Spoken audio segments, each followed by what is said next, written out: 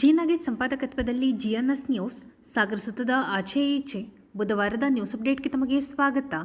ಮುಖ್ಯಾಂಶಗಳು: ಕಾಗೋಡು 94ನೇ ಜನ್ಮದಿನ, ಬ್ಲಾಕ್ ಕಾಂಗ್ರೆಸ್ನಿಂದ ಬ್ಲಡ್ ಕ್ಯಾಂಪ್, 55 ಯೂನಿಟ್ ರಕ್ತ ಸಂಗ್ರಹ, ಮಾವನ ರಾಜಕೀಯ ಹಾದಿ ಕುರಿತು ಅಳಿಯನ ಹೆಮ್ಮೆಯ ಮಾತು, ಜನರ ಪ್ರೀತಿ ದೊಡ್ಡದು ಎಂದ ಕಾಗೋಡು. ಗಣಪತಿ ವಿಸರ್ಜನೆ ಮೆರವಣಿಗೆಯಲ್ಲಿ ಪ್ರಮಾದ ಸೇರಿ ಹಲವು ಘಟನೆ ಖಂಡಿಸಿ ಪರಿವಾರ ಸಂಘಟನೆಗಳಿಂದ ಪ್ರತಿಭಟನೆ. ಗಣಪತಿ ವಿಸರ್ಜನೆ ಸಂದರ್ಭದಲ್ಲಿ ರಾಜ್ಯ ಸರ್ಕಾರದ ಓಲೈಕೆ ರಾಜಕಾರಣ ಖಂಡಿಸಿದ ಪರಿವಾರ ಪ್ರಮುಖರು. ನಾಳೆ ಭಗವದ್ಗೀತೆ ಅಭಿಯಾನಕ್ಕೆ ಸ್ವರ್ಣವಲ್ಲಿ ಶ್ರೀಗಳಿಂದ ಲಿಂಗದಹಳ್ಳಿಯಲ್ಲಿ ಚಾಲನೆ.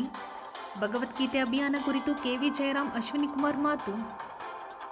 ಸೆಪ್ಟೆಂಬರ್ 22ರಿಂದ ಅಕ್ಟೋಬರ್ 4ರವರೆಗೆ ರಾಘವೇಶ್ವರ ಶ್ರೀಗಳ ಸಾನ್ನಿಧ್ಯದಲ್ಲಿ ನವರಾತ್ರಿ ನಮಸ್ಯ. ಸೆಪ್ಟೆಂಬರ್ 20ಕ್ಕೆ ಶ್ರೀಗಳ ಪುರಪ್ರವೇಶ ಸೇರಿದಂತೆ ಕಾರ್ಯಕ್ರಮ ಮಾಹಿತಿ ನೀಡಿದ ಪ್ರಸನ್ನ ಕೆರೆಕೈ. ಸೆಪ್ಟೆಂಬರ್ 14ರಂದು ವಿದುಷಿ ಸಂಜನಾ ಭರತನಾಟ್ಯ ರಂಗಪ್ರವೇಶ ಕಲಾವಿದರ ಸ್ಮರಣೀಯ ಕ್ಷಣ ಎಂದ ಗೋಪಾಲ್. ತಂದೆಯ ಜನ್ಮದಿನ, ಮಕ್ಕಳಿಬ್ಬರಿಂದ ರಕ್ತದಾನ. ಈಗ ಸುದ್ದಿಯ ವಿವರ. ಭೂಹೀನರಿಗೆ ಭೂಮಿ ಕೊಟ್ಟ ಕಾಗೋಡು 100 ಕಾಲ ಬದುಕಬೇಕು. 94ರ ಹರೆಯದಲ್ಲೂ ಕಾಗೋಡು ಸಾಹೇಬರಲ್ಲಿ ಭೂಹೀನರಿಗೆ ಭೂಮಿ ಕೊಡಬೇಕು ಎನ್ನುವ ಉತ್ಸಾಹ ಇನ್ನೂ ಕಡಿಮೆಯಾಗಿಲ್ಲ ಎಂದು ಶಾಸಕ ಹಾಗೂ ಅರಣ್ಯ ಕೈಗಾರಿಕಾ ಅಭಿವೃದ್ಧಿ ನಿಗಮದ ಅಧ್ಯಕ್ಷ ಗೋಪಾಲಕೃಷ್ಣ ಬೇಳೂರು ತಿಳಿಸಿದರು. ಸಾಗರದ ಗಾಂಧಿ ಮಂದಿರದಲ್ಲಿ ಬುಧವಾರ ಬ್ಲಾಕ್ ಕಾಂಗ್ರೆಸ್ ವತಿಯಿಂದ ಕಾಗೋಡು ತಿಮ್ಮಪ್ಪ ಅವರ 94ನೇ ಜನ್ಮದಿನದ ಪ್ರಯುಕ್ತ ಹಮ್ಮಿಕೊಳ್ಳಲಾಗಿದ್ದ ರಕ್ತದಾನ ಶಿಬಿರದ ಸಮಾರೋಪದಲ್ಲಿ ಪಾಲ್ಗೊಂಡು ಕಾಗೋಡು ತಿಮ್ಮಪ್ಪ ಅವರನ್ನು ಸನ್ಮಾನಿಸಿ ಅವರು ಮಾತನಾಡುತ್ತಿದ್ದರು. ಅಭಿನಂದನೆ ಸ್ವೀಕರಿಸಿ ಮಾಜಿ ಸಚಿವ ಕಾಗೋಡು ತಿಮ್ಮಪ್ಪ ಮಾತನಾಡಿದರು. ಬ್ಲಾಕ್ ಕಾಂಗ್ರೆಸ್ ಅಧ್ಯಕ್ಷ ಕಲಸೆ ಚಂದ್ರಪ್ಪ, ನಗರ ಕಾಂಗ್ರೆಸ್ ಅಧ್ಯಕ್ಷ ಸುರೇಶ್ ಬಾಬು, ಪ್ರಮುಖರಾದ ಕಲಗೋಡು ರತ್ನಾಕರ್, ಶ್ವೇತಾ ಬಂಡಿ, ಅನಿತಾ ಕುಮಾರಿ, ಉಷಾ, ಪ್ರಭಾವತಿ ಇನ್ನಿತರರು ಹಾಜರಿದ್ದರು. ರಕ್ತದಾನ ಶಿಬಿರದಲ್ಲಿ 55 ಯೂನಿಟ್ ರಕ್ತ ಸಂಗ್ರಹಿಸಲಾಯಿತು. ರಾಜ್ಯದ ರೈತರ ಸಮಸ್ಯೆಯನ್ನು ಬಗೆಹರಿಸಿ ಹಿಂದುಳಿದ ವರ್ಗದ ಜನರ ತಮ್ಮ ಸಮಸ್ಯೆಗಳನ್ನು ಬಗೆಹರಿಸುವಂತ ಒಬ್ಬ ಧೀಮಂತ ಹಬ್ಬಿಕೊಟ್ಟಂತ ಮಹಾನ್ ನಾಯಕರ ಹುಟ್ಟುಹಬ್ಬಕ್ಕೆ ನಾವುಗಳೆಲ್ಲ ಈ ಸಂಭ್ರಮದಲ್ಲಿದ್ದೀವಿ. ಅವರಿಗೆ ಹುಟ್ಟುಹಬ್ಬದ ಶುಭಾಶಯಗಳನ್ನು ಕೋರ್ತಾ ಈ ಸಭೆಯಲ್ಲಿ ಅಧ್ಯಕ್ಷತೆ ಬಹಳ ಖುಷಿಯಾಗುತ್ತೆ. ನಮ್ಮ ಬರ್ತಡೇ ಬಾಯಿ ಖುಷಿಯಾಗಿದ್ದಾರೆ ನೋಡಿ.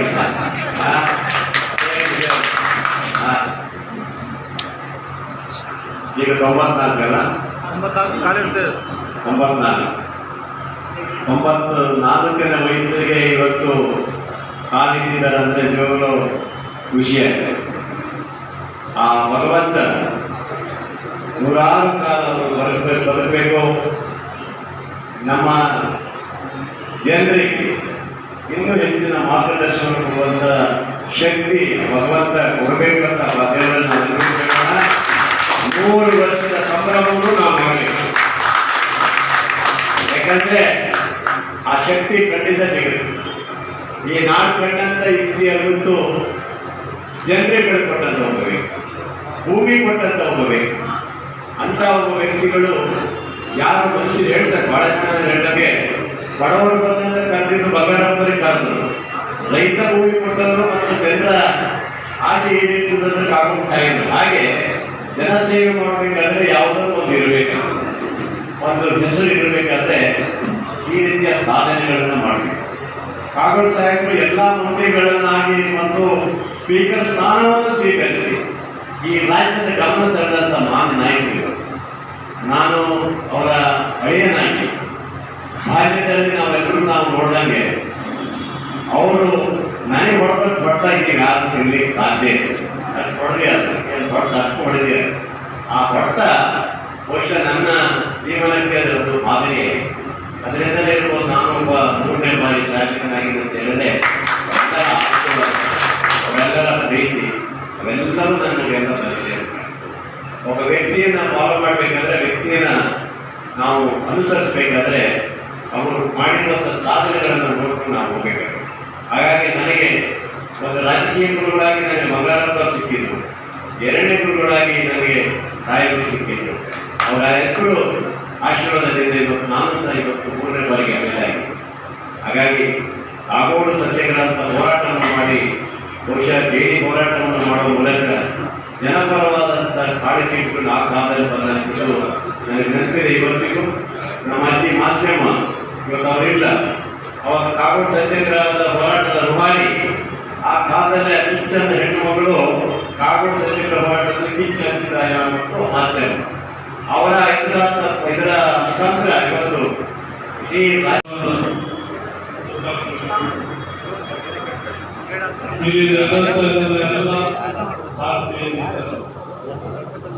ಇವತ್ತಿನ ನಮಗೆ ಅಪೂರ್ವವಾದಂತಹ ಒಂದು ರೀತಿಯಲ್ಲಿ ಆಶೀರ್ವಾದವನ್ನು ಮಾಡಿದೆ.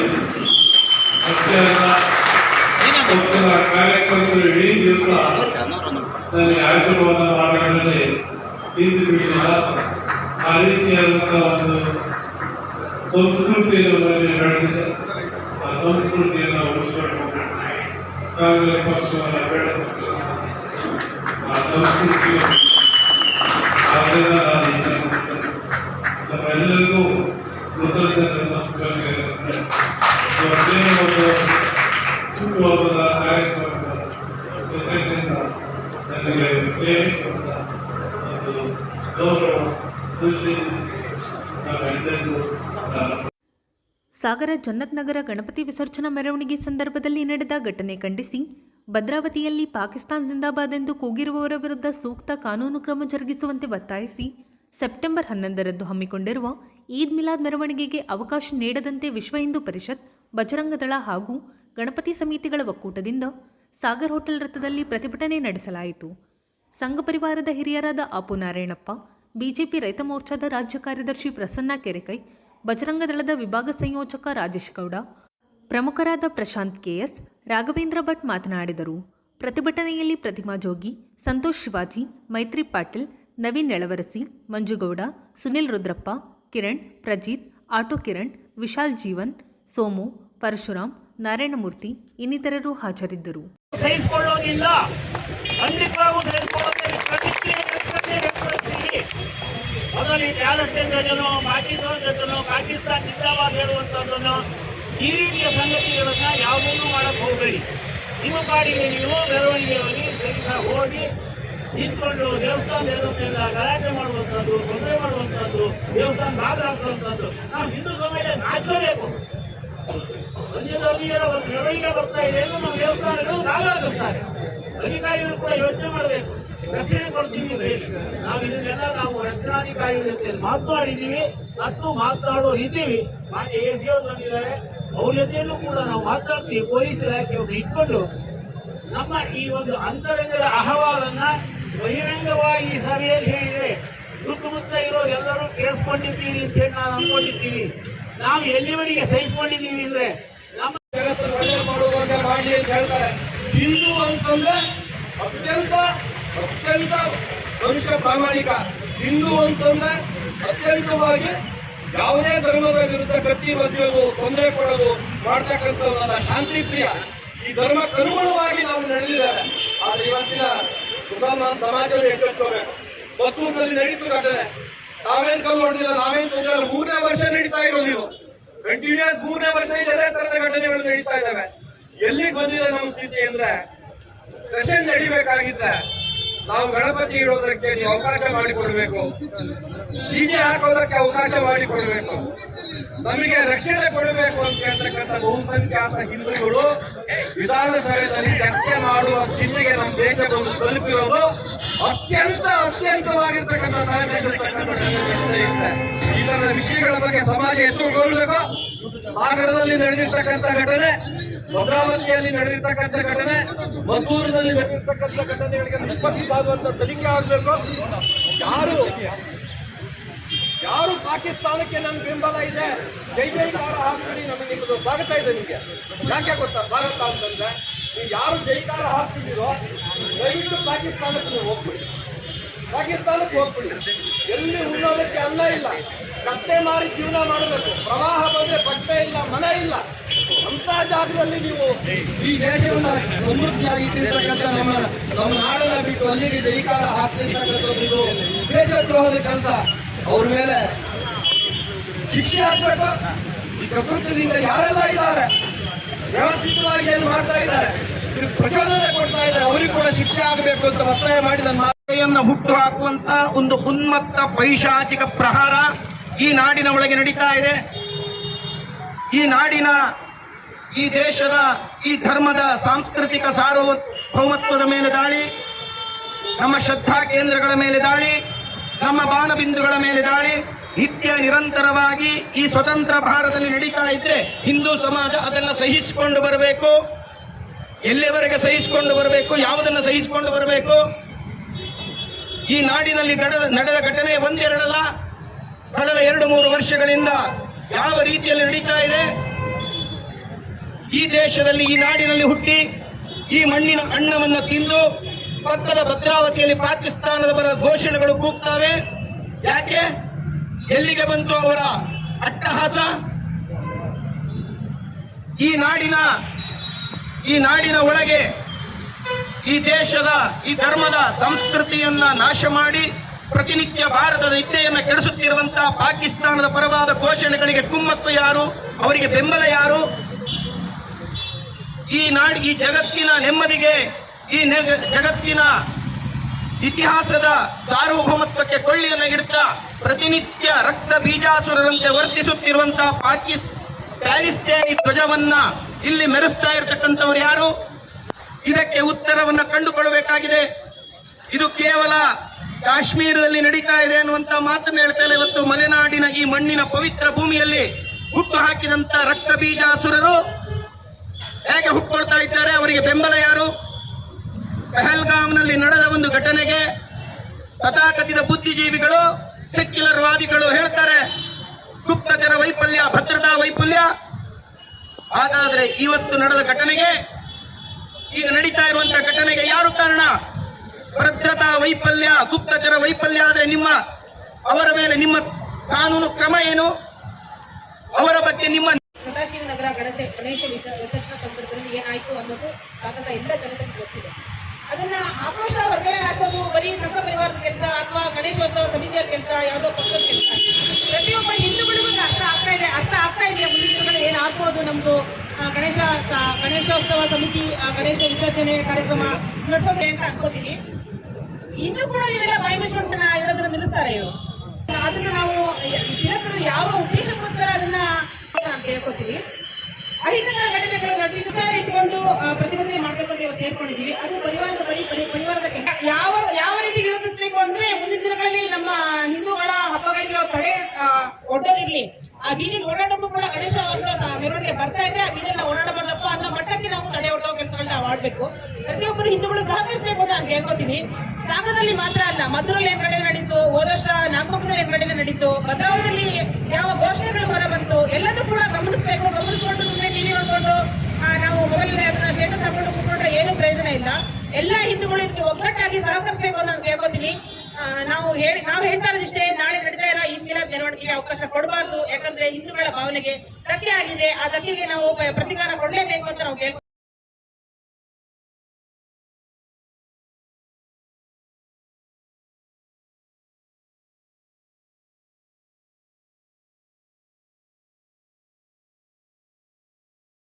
ನಮ್ಮ ರಾಘಭಟ್ರು ಹೇಳಿದ್ರು 2003 ವಿಚಾರ ಅದು ಮತ್ತೆ ಉಲ್ಲೇಖ ಆಗುವಂತ ಸಂದರ್ಭ. ಮರುಕಳಿಸ್ತಾ ಇದ್ದೀರಿ ಮತ್ತೆ ಮಾಡಬೇಡಿ. ಅದನ್ನ ಆಗಬಾರ್ದು ಅಂತಂದ್ರೆ ಈಗಿನ ಪೊಲೀಸ್ ಏನು ವ್ಯವಸ್ಥೆ ಇದೆ, ನಾಳೆಯ ಅವರ ವ್ಯವಸ್ಥೆಗಳನ್ನು ತಡೆ ಕಟ್ಟಬೇಕು. ನಾಳೆ ದಿವಸ ಏನೇ ಅಧಿಕೃತ ಘಟನೆ ಆದ್ರೆ ಅದು ಹಿಂದೂ ಸಮಾಜ ಅದಕ್ಕೆ ಜವಾಬ್ದಾರರಲ್ಲ. ಜವಾಬ್ದಾರಿ ನಮ್ಮೇಲೆ ಮಾಡಿ. ಎಲ್ಲ ನೀವು ಇದು ನೋಡಿದೀವಿ, ನೀವೆಲ್ಲ ಪ್ರತಿಭಟನೆಯಲ್ಲಿ ಅಥವಾ ಯಾವುದೇ ಗಲಾಟೆ ಆದ ಸಂದರ್ಭದಲ್ಲಿ ನಿಮ್ಮ ಕೇಸ್ಗಳು ಏನೇ ಇದ್ರು ಹಿಂದೂ ಸಮಾಜದ ಮೇಲೆ ಇರುತ್ತೆ. ತೆಗೀರಿ ನಿಮ್ಮ FIR ಬುಕ್ಕಲ್ಲಿ ಎಷ್ಟು ಜನ ಸಾಬ್ರ ಮೇಲೆ ಕೇಸ್ ಇದೆ ಈ ಕೋಮುವಾದ ವ್ಯವಸ್ಥೆಯಲ್ಲಿ, ತೆಗೆದು ನೋಡೋಣ, ಬಹಿರಂಗಪಡಿಸಿ. ಅಲ್ಲಿರೋದು ಬೇರೆ ಕಳ್ತನ, ಮಗದೊಂದು ರಾಬರಿ ಕೇಸ್ ಬಿಟ್ಟರೆ ಬೇರೆ ಯಾವುದೂ ಇಲ್ಲ. ಬೇರೆ ಸಮುದಾಯದ ಮೇಲೆ, ನಮ್ಮವ್ರ ಮೇಲೆ ಇರೋದು ಯಾವುದಿದೆ? ಬರೀ ಕೋಮು ಗಲಭೆಯ ವಿಚಾರದಲ್ಲಿ ಮತ್ತಿನ್ಯಾವುದೋ ವಿಚಾರದಲ್ಲಿ ಮಾತ್ರ ನಾವಿರ್ತೀವಿ. ಆ ರೀತಿ ಒಳ್ಳೆ ವಿಚಾರದಲ್ಲಿ ನಮ್ಮನ್ನ ತಡೆ ಇಟ್ಕೊಂಡಿದೀವಿ. ನಮ್ಮವ್ರು ಕೆಟ್ಟವರಾಗಿ ಮಾಡ್ತಿರೋದು ನೀವೇ. ಇನ್ನೂ ಕೆಟ್ಟವರಾಗಿ ಮಾಡಬೇಡಿ. ನಮ್ಮ ಸಹನೆಗೂ ಒಂದು ಮಿತಿ ಇದೆ. ಆ ತಾಳ್ಮೆ ತಾವು ಕೆಟ್ಟರೆ ಏನಾಗುತ್ತೆ ಅನ್ನೋದನ್ನ ತೋರಿಸ್ತಿದ್ವಿ. ಸಾಗರ ಜನತೆ ಭಾರಿ ಶಾಂತಿ ಪ್ರಿಯರು. ನಮ್ಮ ಶಾಂತಿಗೆ ಭಂಗ ಬಂದ್ರೆ ನಾವು ಯಾರನ್ನೂ ಬಿಡೋದಿಲ್ಲ ಅನ್ನೋದನ್ನ ಒಂದ್ಸರಿ ತೋರಿಸಿದೀವಿ.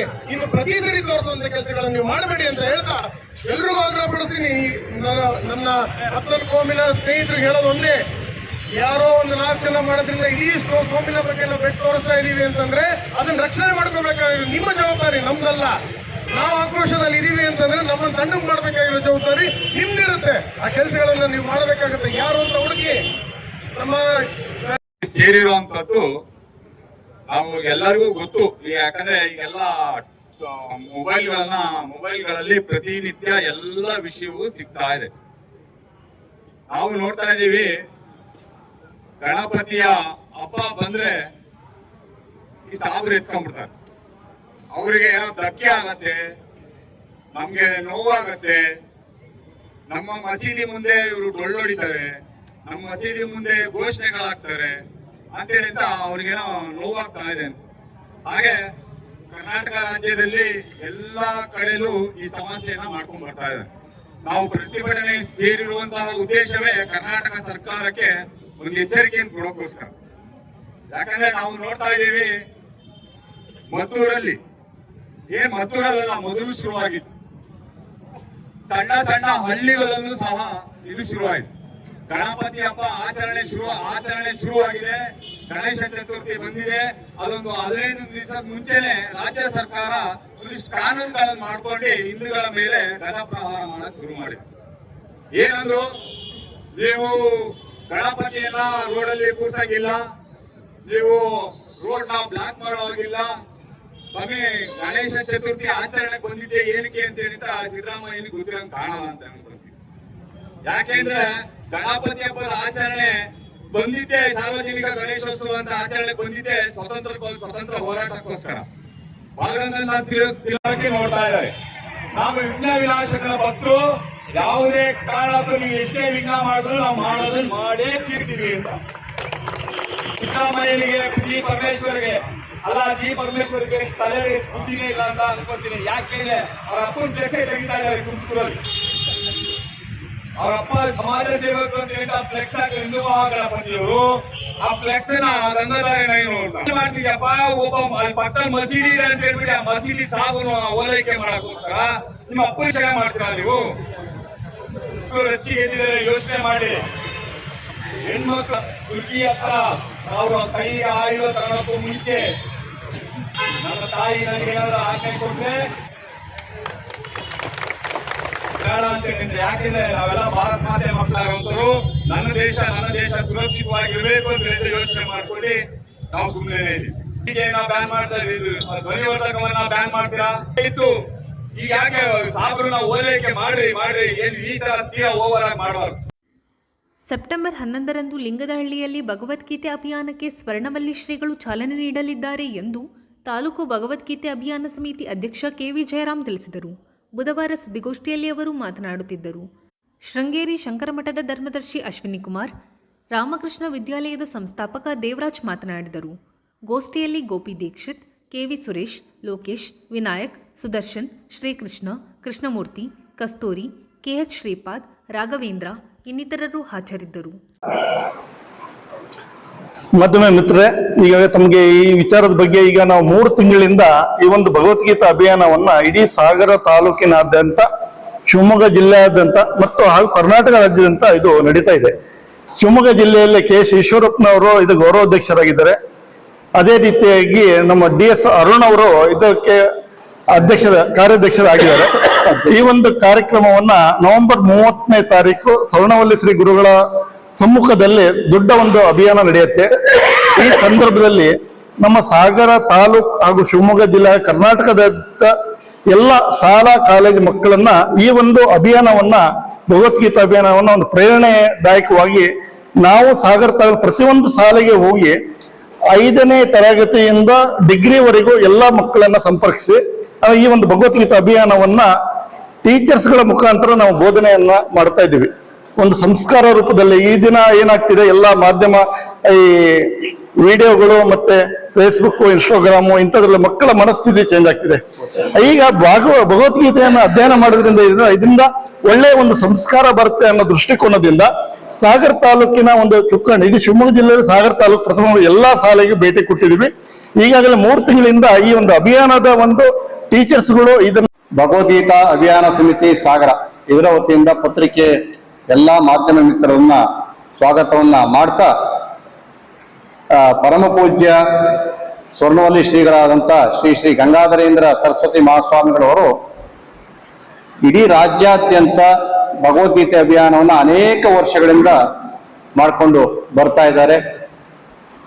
ಮಾಡ್ತಾ ಇರೋ ಸಂದರ್ಭದಲ್ಲಿ ಈ ಸಂದರ್ಭದಲ್ಲಿ ನಾಡ್ದು ಬರುವಂತ ನವೆಂಬರ್ 30ನೇ ತಾರೀಕು ಶಿವಮೊಗ್ಗದಲ್ಲಿ ರಾಜ್ಯದ ಎಲ್ಲರನ್ನೂ ಸೇರಿಸಿ ಭಗವದ್ಗೀತೆಯ ಮಹಾಸಮರ್ಪಣಾ ಕಾರ್ಯಕ್ರಮವನ್ನ ಶಿವಮೊಗ್ಗದಲ್ಲಿ ಮಾಡಬೇಕು ನವೆಂಬರ್ 30ನೇ ತಾರೀಕು ಅಂತ ಸಂಕಲ್ಪವನ್ನ ಸ್ವರ್ಣವಲ್ಲಿ ಶ್ರೀಗಳವರು ಮಾಡಿರುವಂತ ಸಂದರ್ಭದಲ್ಲಿ ಈ ಒಂದು 3 ದಿವಸದಿಂದ ಮೊನ್ನೆ 8ನೇ ತಾರೀಕಿನಿಂದ 11ನೇ ತಾರೀಕುವರೆಗೆ ಈ ಒಂದು ಅಭಿಯಾನದ ಸಲುವಾಗಿ ನಮ್ಮ ಶಿವಮೊಗ್ಗ ಜಿಲ್ಲೆಯಾದ್ಯಂತ ಅವರು ಪ್ರವಾಸವನ್ನ ಮಾಡ್ತಾ ಇದ್ದಾರೆ.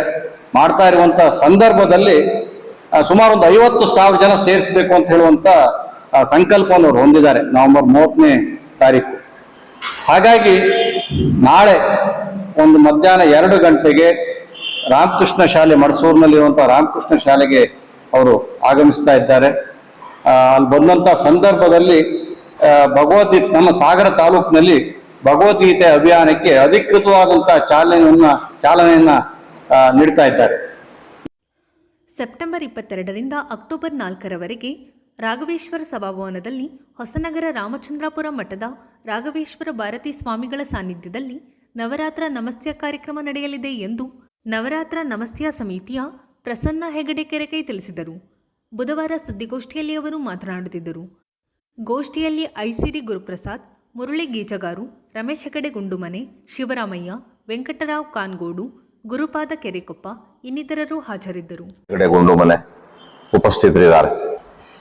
ಈ ಪತ್ರಿಕಾಗೋಷ್ಠಿಯ ಉದ್ದೇಶ ಏನು ಅಂತಂದ್ರೆ, ಇದೇ ಬರ್ತಕ್ಕಂತಹ 20ನೇ ತಾರೀಕಿಂದ 5ನೇ ತಾರೀಕು ತನಕ ಶಂಕರ ಭಗವತ್ಪಾದ ಪೀಠದ ಅವಿಚ್ಛಿನ್ನ ಪರಂಪರೆಯ ಶ್ರೀ ರಾಘವೇಶ್ವರ ಭಾರತಿ ಮಹಾಸ್ವಾಮಿಗಳವರ ನವರಾತ್ರಿ ನಮಸ್ಯ ಕಾರ್ಯಕ್ರಮ ನಮ್ಮ ಸಾಗರದಲ್ಲಿ ನಡೆಯುತ್ತೆ. ನಿಮ್ಮ ಮೂಲಕ ಈ ಒಂದು ಕಾರ್ಯಕ್ರಮದ ವಿವರವನ್ನು ನೀಡೋದಕ್ಕೆ ಪತ್ರಿಕಾಗೋಷ್ಠಿಯನ್ನು ನಾವು ಈ ಒಂದು ಸಮಿತಿಯ ಪರವಾಗಿ ಇಲ್ಲಿ ಕರೆದಿದೆ. 20ನೇ ತಾರೀಕು ಶ್ರೀಗಳವರ ಪುರಪ್ರವೇಶ ಸಾರ್ವಜನಿಕ ಹಾಗೂ ಎಲ್ಲ ಸದ್ಭಕ್ತರಲ್ಲಿ ನಾವು ವಿನಂತಿಯನ್ನು ಮಾಡ್ತೇವೆ. ಮಧ್ಯಾಹ್ನ ಸಾಗರದ ಪೊಲೀಸ್ ಸ್ಟೇಷನ್ ಸರ್ಕಲ್ನಿಂದ ಪ್ರಾರಂಭ ಆಗುತ್ತೆ, ರಾಘವೇಶ್ವರ ಸಭಾಭವನದವರೆಗೆ ಈ ಒಂದು ಪುರಪ್ರವೇಶದ ಮೆರವಣಿಗೆ ನಡೆಯುತ್ತೆ. ಈ ಒಂದು ಕಾರ್ಯಕ್ರಮದಲ್ಲಿ ಅವರು ಭಾಗವಹಿಸಬೇಕು ಅಂತ ಹೇಳ್ತಕ್ಕಂಥ ವಿನಂತಿಯನ್ನ ನಿಮ್ಮ ಮೂಲಕ ಮಾಡುತ್ತೆ. ನವರಾತ್ರಿ ಮೊದಲನೇ ದಿನದಿಂದ ನವರಾತ್ರಿಯ ಮುಗಿಯೋದ್ರವರೆಗೆ ವಿಶಿಷ್ಟವಾಗಿರ್ತಕ್ಕಂಥ ಹೋಮ ಹವನಾದಿಗಳು ಈ ಸಂದರ್ಭದಲ್ಲಿ ಸಂಪನ್ನಗೊಳ್ತವೆ. ಪ್ರತಿದಿನ ಮಧ್ಯಾಹ್ನ ಶ್ರೀ ಗುರುಗಳು ಲಲಿತೋಪಾಖ್ಯಾನ ಅಂತ ಹೇಳ್ತಕ್ಕಂತಹ ಪ್ರವಚನವನ್ನು ಮಾಡ್ತಾರೆ. ಮಧ್ಯಾಹ್ನ 2ವರೆಗೆ ಪ್ರಾರಂಭ ಆಗಿ 3ವರೆಗೆ ಪ್ರಾರಂಭ ಆಗಿ 5 ಗಂಟೆಗೆ ಈ ಪ್ರವಚನ ಮುಗಿಯುತ್ತೆ. ಸಂಜೆ ದೀಪಾಲಂಕಾರ ಜೊತೆಗೆ ದುರ್ಗಾದೀಪ ನಮಸ್ಕಾರ ಪ್ರತಿದಿನ ನಡೆಯುತ್ತೆ. ಕುಂಕುಮಾರ್ಚನೆ ನಡೆಯುತ್ತೆ. ಶ್ರೀಗಳವರ ಪೂಜೆ ನಡೆಯುತ್ತೆ. ಈ ತರದ ಈ ಶ್ರೀಗಳವರ ಶ್ರೀಕರ ಅರ್ಚಿತ ಶ್ರೀರಾಮಚಂದ್ರಾಪುರ ರಾಮಚಂದ್ರ ಚಂದ್ರಮೌಳೇಶ್ವರಿ ಮತ್ತು ರಾಜರಾಜೇಶ್ವರಿಯ ಪೂಜೆ ಪ್ರತಿನಿತ್ಯ ನಡೆಯುತ್ತೆ. ಈ ಬೆಳಗ್ಗೆ ಮತ್ತು ಸಂಜೆ ಶ್ರೀಗಳವರ ಪೂಜೆ ಹಾಗೂ ಈ ಧಾರ್ಮಿಕ ಕಾರ್ಯಕ್ರಮಗಳು ಪ್ರತಿನಿತ್ಯ ಸುಸಂಪನ್ನಗೊಳ್ಳುತ್ತೆ. ಏಕಾದಶಿಯ ದಿನ ಅತ್ಯಂತ ವಿಶಿಷ್ಟವಾಗಿರ್ತಕ್ಕಂತಹ ಶ್ರೀಚಕ್ರ ಆರಾಧನೆ ರಾಘವೇಶ್ವರ ಸಭಾಭವನದಲ್ಲಿ ನಡೆಯುತ್ತೆ. ತಿರುವನಂತಪುರದ ಪ್ರಧಾನ ತಂತ್ರಿಗಳು ಹೆಸರು ವಿನೀತ್ ಶರ್ಮಾ ಅವರು ಈ ಒಂದು ಪೂಜಾ ಕೈಕರ್ಯವನ್ನ ಮಾಡ್ತಾರೆ. ಮಧ್ಯಾಹ್ನ 3 ಗಂಟೆಗೆ ಪ್ರಾರಂಭ ಆಗಿ ರಾತ್ರಿ 9 ಗಂಟೆ ತನಕ ಈ ಪೂಜಾ ವಿಧಿವಿಧಾನಗಳು ನಡೆಯುತ್ತೆ. ಈ ತರ ವಿಶಿಷ್ಟವಾಗಿರ್ತಕ್ಕಂತಹ ಅತ್ಯಂತ ಧಾರ್ಮಿಕತೆಯ ಹಾಗೂ ವಿವಿಧ ಹೋಮ ಹವನಾದಿ.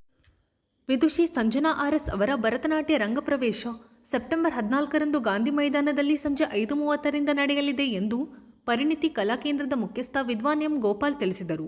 ಬುಧವಾರ ಸುದ್ದಿಗೋಷ್ಠಿಯಲ್ಲಿ ಅವರು ಮಾತನಾಡುತ್ತಿದ್ದರು. ವಿದುಷಿ ಸಂಜನಾ ಆರ್ಎಸ್ ಹಾಗೂ ಜೆವಿ ರಾಘವೇಂದ್ರ ಮಾತನಾಡಿದರು. ಗೋಷ್ಠಿಯಲ್ಲಿ ಸವಿತಾ ಎಂ, ರಮೇಶ್, ಶ್ವೇತಾ ಗೋಪಾಲ್ ಇನ್ನಿತರರು ಹಾಜರಿದ್ದರು. ಪರಿಣಿತಿ ಕಲಾ ಕೇಂದ್ರ ಹಾಗೂ ಕುಮಾರಿ ವಿದುಷಿ ಸಂಜನಾ ಹಾಗೂ ಅವರ ಕುಟುಂಬದವರು ಪರವಾಗಿ ಸ್ವಾಗತ ಬಯಸ್ತೇವೆ. ಸೆಪ್ಟೆಂಬರ್ 13-14 ವಿದುಷಿ ಸಂಜನಾ ಅವಳ ರಂಗಪ್ರವೇಶ ಕಾರ್ಯಕ್ರಮ ನಡೀತಾ ಇದೆ. ಪರಿಣಿತಿ ಕಲಾ ಕೇಂದ್ರದ ಯಶಸ್ವಿ 6ನೇ ರಂಗಪ್ರವೇಶ ಇದೆ. ವೇದಿಕೆಯಲ್ಲಿ ಅವರ ತಂದೆಯಾದ ರಾಘು ಅವರಿದ್ದಾರೆ ಹಾಗೂ ಅವರ ತಾಯಿಯಾದ ಸವಿತಾ ಅವರಿದ್ದಾರೆ. ಪರಿಣಿತಿ ಕಲಾ ಕೇಂದ್ರದ ಸದಸ್ಯರಾದ ರವೀಶ್ ಅವರು ಹಾಗೂ ನನ್ನ ಶ್ರೀಮತಿ ಶ್ವೇತಾ ಗೋಪಾಲ್ ಇದ್ದಾರೆ. ರಂಗಪ್ರವೇಶ ಅನ್ನುವುದು ಒಂದು ವಿದ್ಯಾರ್ಥಿಯ ಅಂತಿಮ ಘಟ್ಟ, ಮನದಾಳದ ಆಸೆ. ಮೊದಲೇನಾಗಿತ್ತು ಅಂತ ಹೇಳಿದ್ರೆ, ರಂಗಪ್ರವೇಶ ಅನ್ನುವುದು ವಿಧಿವಿಧಾನಗಳ ಮೂಲಕ ತುಂಬಾ ಶಾಸ್ತ್ರ ಪದ್ಧತಿಗಳಿತ್ತು. ಬರ್ತಾ ಬರ್ತಾ ಅದು ಕಡಿಮೆ ಆಗ್ತಾ ಬಂತು. ತುಂಬಾ ಜನ ಈಗ ಅದನ್ನೆಲ್ಲ ಮಾಡ್ಸಕ್ಕೆ ಹೋಗಲ್ಲ. ಒಂದು ದೇವ್ರ ಕಾರ್ಯ ಮಾಡಿ ಸುಮ್ಮನೆ ಒಂದು ಕಾರ್ಯಕ್ರಮ ಮಾಡ್ಬಿಡ್ತಾರೆ, ರಂಗಪ್ರವೇಶ ಅಂತ ಹೇಳ್ತಾರೆ. ಆಮೇಲೆ ಯಾವುದೇ ರೀತಿಯ ಪೂರ್ವ ವಿಧಾನಗಳನ್ನು ಅನುಸರಿಸಿದಿಲ್ಲ. ಆದ್ರೆ ನಾವು ಪ್ರತಿ ವರ್ಷನೂ ಪ್ರತಿ ರಂಗಪ್ರವೇಶವನ್ನು ವಿಧಿವಿಧಾನಗಳ ಮೂಲಕನೇ ಪ್ರಾರಂಭ ಮಾಡ್ತಾ ಇದ್ದೀವಿ. ಶನಿವಾರ ಬೆಳಿಗ್ಗೆ ಸರಿಯಾಗಿ 8:00 ಗಂಗೆ ತರುವುದರ ಮೂಲಕ ಅದನ್ನು ಪ್ರತಿಷ್ಠಾಪಿಸಿ, ಗಂಗೆಯನ್ನು ಕಲಶದಲ್ಲಿ ಪ್ರತಿಷ್ಠಾಪಿಸಿ ಅದನ್ನು ಅವಳಿಗೆ ಅರ್ಚನೆ ಸ್ನಾನ ಮಾಡಿಸುವುದರ ಮೂಲಕ ಸಂಪೂರ್ಣ ವಿಧಿವಿಧಾನಗಳ ಮೂಲಕ ಈ ಕಾರ್ಯಕ್ರಮವನ್ನು ನಾವು ಮಾಡ್ತೇವೆ. ಇದು ರಂಗಪ್ರವೇಶಕ್ಕೆ ಒಂದು ಪ್ರಮುಖ ಘಟ್ಟ. ರಂಗಪ್ರವೇಶ ಒಂದು ವಿದ್ಯಾರ್ಥಿ ಅತ್ಯಂತ ನನ್ನ ಮಗಳು ಸಂಜನಾ ಅರಸವಳ ಭರತನಾಟ್ಯದ ರಂಗಪ್ರವೇಶ ಕಾರ್ಯಕ್ರಮ ಇದೇ 13 ಮತ್ತು 14ನೇ ತಾರೀಕು ನಡೆಯಲಿದೆ. ಇವಳು ಸತತವಾಗಿ 15 ವರ್ಷ ವಿದ್ವಾನ್ ಗೋಪಾಲ್ ಅವರ ಶಿಷ್ಯಾಗಿ ಪರಿಣಿತಿಯನ್ನು ಪಡೆದು ಈಗ ವಿದೂಷಿಯಾಗಿ ವಿದ್ವತ್ತನ್ನು ಕಟ್ಟಿ ಪಾಸ್ ಮಾಡಿಕೊಂಡು ವಿದೂಷಿ ಎನ್ನಿಸಿಕೊಂಡಿದ್ದಾರೆ. ಈಗ ಅದರ ರಂಗಪ್ರವೇಶ ಕಾರ್ಯಕ್ರಮವನ್ನು ಹಾಗಾಗಿ ಹಮ್ಮಿಕೊಂಡಿದ್ದೀವಿ. ತಾವುಗಳೆಲ್ಲ ದಯವಿಟ್ಟು ಆಗಮಿಸಿ ಅವಳಿಗೆ ಶುಭ ಹಾರೈಸಿ ಆಶೀರ್ವದಿಸಬೇಕಾಗಿ ಈ ಮೂಲಕ ತಮ್ಮಲ್ಲಿ ಪ್ರಾರ್ಥನೆ. ತಮ್ಮ ತಂದೆ ಕಾಗೋಡು ತಿಮ್ಮಪ್ಪ ಅವರ ಜನ್ಮದಿನದ ಪ್ರಯುಕ್ತ ಮಗಳಾದ ಡಾಕ್ಟರ್ ರಾಜನಂದಿನಿ ಕಾಗೋಡು, ಅನುರಾಧ ಕಾಗೋಡು ರೋಟರಿ ರಕ್ತನಿಧಿ ಕೇಂದ್ರದಲ್ಲಿ ರಕ್ತದಾನ ಮಾಡಿದರು. ಡಾಕ್ಟರ್ ರಾಜನಂದಿನಿ ಕಾಗೋಡು 21ನೇ ಬಾರಿಗೆ ರಕ್ತದಾನ ಮಾಡಿ ದಾಖಲೆ ಮಾಡಿದರು. ಮಾಸೂರು ಗ್ರಾಮ ಪಂಚಾಯಿತಿ ಮಾಜಿ ಅಧ್ಯಕ್ಷ, ಹಾಲಿ ಸದಸ್ಯ ವೆಂಕಟೇಶ್ ಮೆಳವರಿಗೆ ಸಹ ರಕ್ತದಾನ ಮಾಡಿದರು. ಇದು ಬುಧವಾರದ ಸಮಗ್ರ ಸುದ್ದಿ. ನಿರಂತರ ಸುದ್ದಿಗಾಗಿ ನೋಡ್ತಾ ಇರಿ GNS ನ್ಯೂಸ್. ನಮಸ್ಕಾರ.